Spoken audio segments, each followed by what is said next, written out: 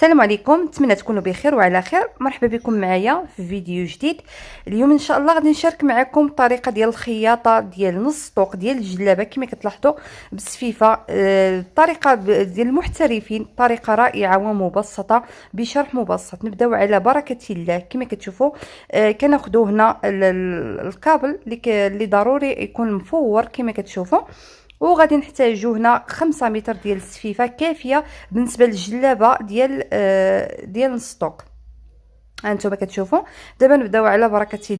السلام عليكم، نتمنى تكونوا بخير وعلى خير. مرحبا بكم معايا في فيديو جديد.